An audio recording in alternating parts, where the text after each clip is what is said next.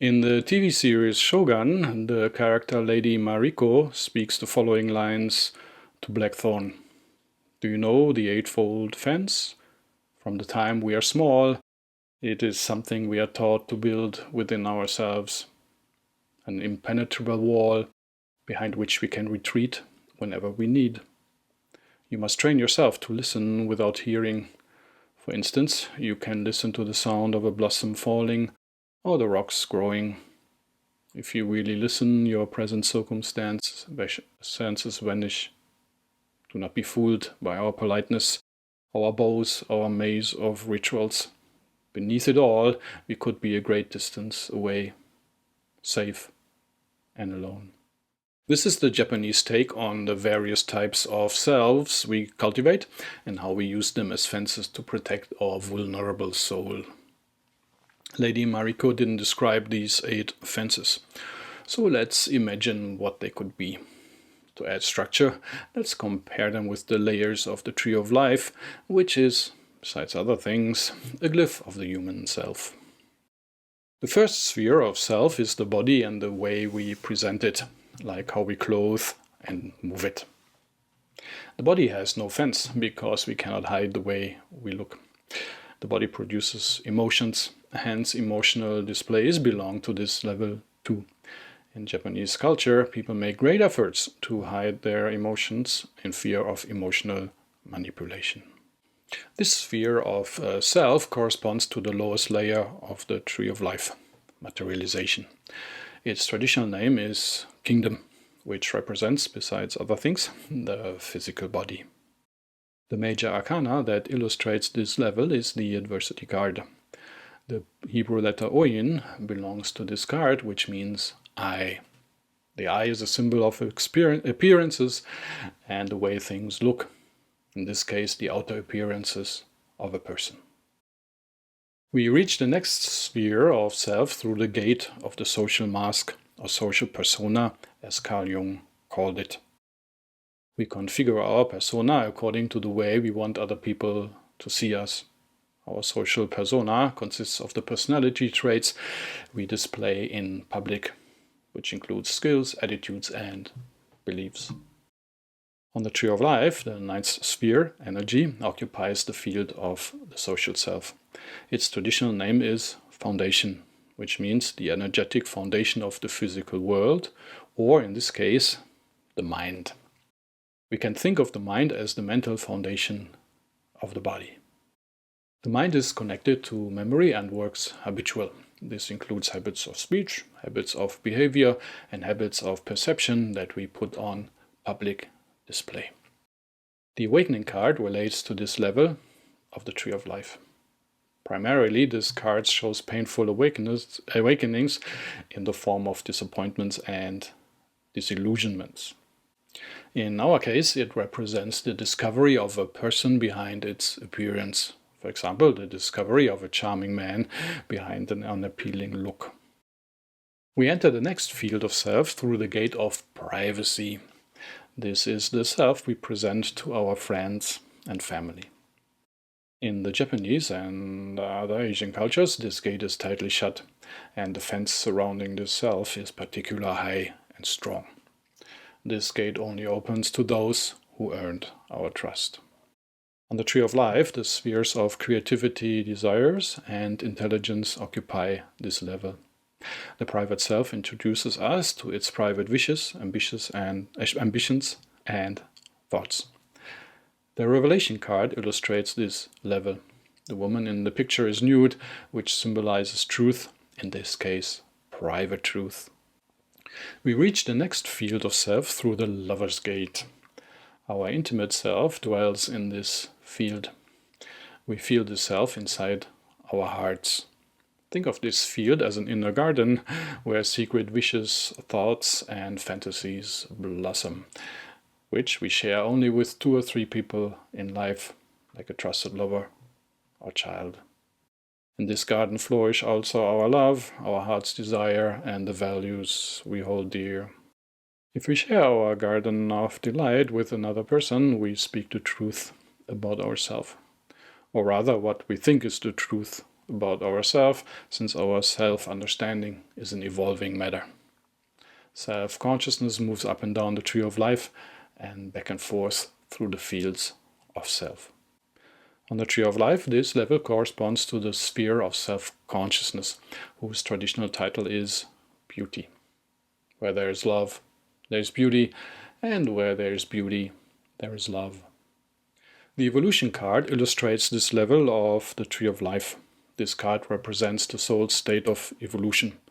The older a soul becomes, the more it shines through the fences of the self. That's how people can recognize that they are in the presence of an old soul. We reach the next field of self through the shadow gate. This is the open gate you can observe in the evolution card just mentioned. Shadow traits are usually negative traits like anger, envy, or selfishness, as well as traumas, wounds, and complexes. But they can also be repressed potentials, such as creativity or authenticity.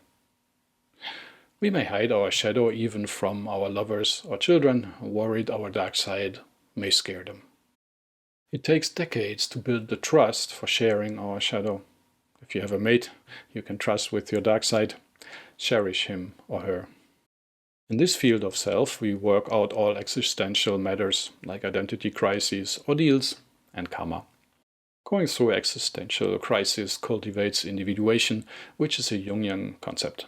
Individuation is the conscious integration of the shadow. Shadow work reduces inner division and strengthens authenticity. An individualized self, or authentic self, becomes the lord of the inner light and darkness. On the tree of life, this level comprises the spheres of grace and necessity. Grace stands for all benevolent influences in our lives. Necessity is the sphere of karma, which includes past life karma. Grace and necessity stand for cosmic influences that help us with individuation. To this applies the saying, everything in life is either a blessing or a lesson. The life card represents this level of the tree of life. Besides other things, it illustrates regeneration, for example, a regeneration from traumas or other shadow structures. As you can see in the picture, regeneration turns us into children again. But not the innocent children we were, but the tempered children of life. We reach the next field of self through the gate of the soul.